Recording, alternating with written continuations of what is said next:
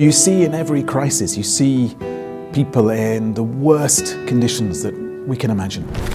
I was in Gaza, where people are looking for their own homes using GPS because everything is flattened. I was in Myanmar and saw the Chinese rescue teams going in 24 hours a day after the earthquake to pull survivors from the rubble. And in all those situations, you feel the despair, but you also feel hope. Tom Fletcher, UN Under-Secretary General for Humanitarian Affairs and Emergency Relief Coordinator, has built a global career spanning diplomacy, education, and humanitarian work. On his first visit to China in 15 years, he's prioritizing dialogue with Chinese media, and he joins us on the China Chat Show for an in-depth conversation. In my job, you get to see the worst of humanity. You see what happens as a result of conflict and displacement and violence and brutality. But you also see the best of humanity. And ultimately, I think we have to hold on to that hope. I'm still idealistic overall, but I guess it's a more realistic idealism now. The humanitarian system is actually under immense strain. So what would a meaningful humanitarian reset look like in your view? We're underfunded and we're literally under attack. Last year was the deadliest year ever to be a humanitarian. Hundreds of humanitarian workers were killed, mainly in Gaza, but also in Ukraine and Sudan and elsewhere. And now we're facing brutal funding cuts, severe, deep, and very sudden. And people are dying because of those funding cuts. So it's double kill. It's exactly. And so we have to prioritize more clearly. We have to be more efficient. And then beyond that, I think humanitarian reset will mean that we do more of our work closer to the communities we serve. What are the practical consequences of US aid cuts? Can this funding shortfall be addressed sustainably? It's a big short-term challenge for us. Because of those cuts, we are closing massive amounts of programs. What we now need to see is other countries stepping forward. We'll also be continuing our engagement, our dialogue with Washington. These problems won't go away, and individual elections don't change the level of need. Apart from funding shortfall, the other thing is the US tariffs. Those tariffs risk an impact on the economies of the countries in which we work and where humanitarian needs are already great. There's also a risk that they have an impact on the economies of many of our partners and donors. So clearly we want dialogue, we want solidarity. We need a system of international solidarity and cooperation that builds dialogue and trust, that minimizes too many shocks and surprises. As a proponent of multilateralism, how do you assess China's support for institutions like the UN and WHO, especially at a time when the US is retreating from international cooperation? I don't believe that countries can really build extensive economic development by retreating from the world. I think they can only do it by engaging with the world, by building those partnerships in trust and dialogue in China's engagement with the world. It's not seeking to impose its view on others, it's seeking to build that dialogue and trust. And that's the spirit that I think we should all be cooperating in. We are in this more nationalist, transactional world, geopolitical context now. China speaks out very clearly and confidently at the Security Council about the importance of international humanitarian law, the structures that we've put around international cooperation. There is a growing confidence about China's role in the world and a growing commitment and a vocal commitment, which is very important, to the multilateral system. China has also expanded its humanitarian contributions globally from emergency relief to peacekeeping. So how do you view this evolution? It's a very important change. I think the world is looking for that partnership, not just on humanitarian support, but also in that effort to establish peace and security. This year marks the 80th anniversary of the founding of the UN and of the victory in the world's anti-fascist war. So what key lessons from that era should we remember to prevent conflicts and uphold peace today? So we learned in that period the cost of failure. If we fail to cooperate internationally, we have horrific, destructive conflict. The UN is not perfect, but we are the best idea the world has had for global coexistence. And the world has an interest in preserving that system, enhancing it, making it better. The UN is built to meet these global challenges: conflict, climate change, pandemics. But the UN is only as strong as the commitment to it from the member states.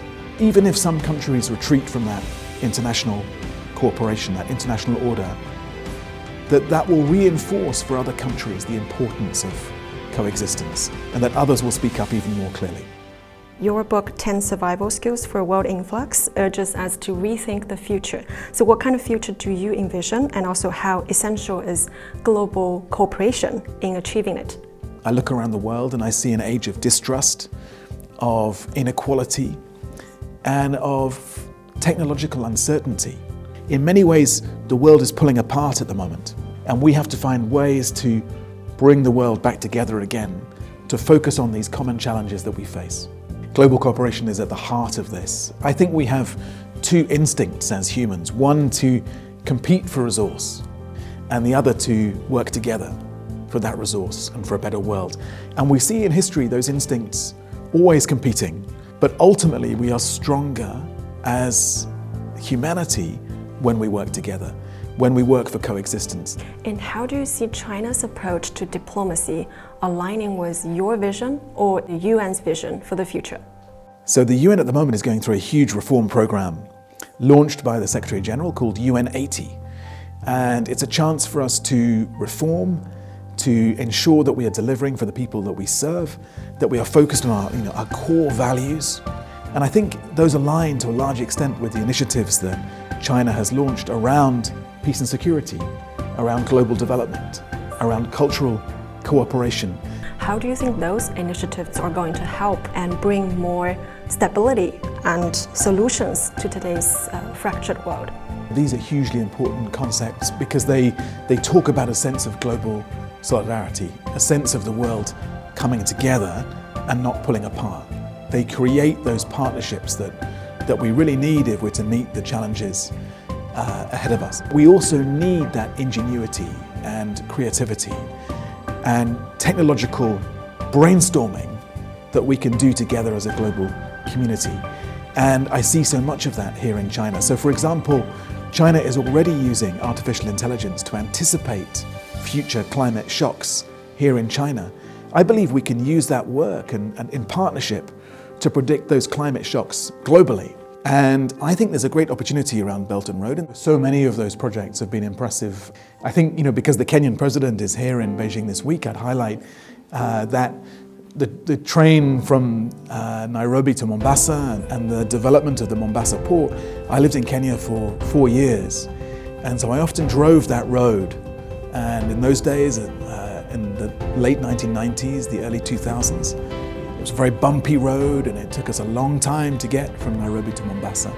So to see those transport links shrinking the time and the distance between cities, I think has a huge impact on the global economy and on global development. Are you looking forward to going back to Kenya and have a brand new experience with all the roads? I'm very much looking forward to that. The fact that the infrastructure is improving means we can move humanitarian supplies much faster.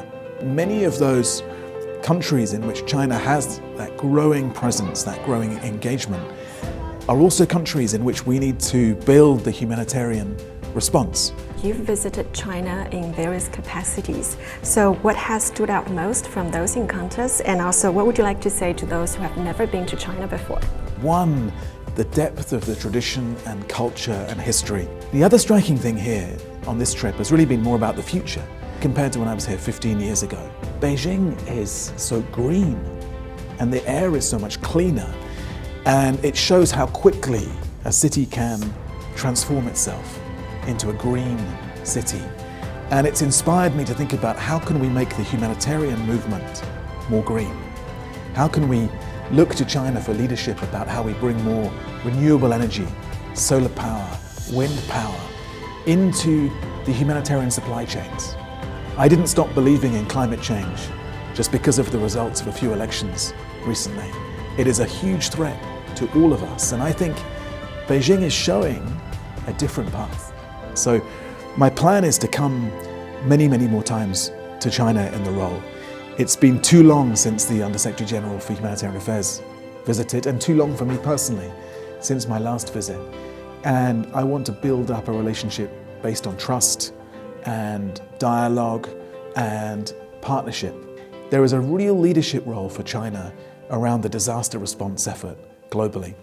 I realized this when I saw those teams in Myanmar, but I also realized it when I visited the Ministry for Emergency Response Management, and to see the preparations that they have developed and the expertise of the Chinese first responders. I thought, the world needs this. We need that support from China and that leadership from China. I would like to see in the coming decade thousands of young Chinese humanitarians joining the humanitarian movement. I'd be very excited to recruit more Chinese talent to that effort. Thank you so much.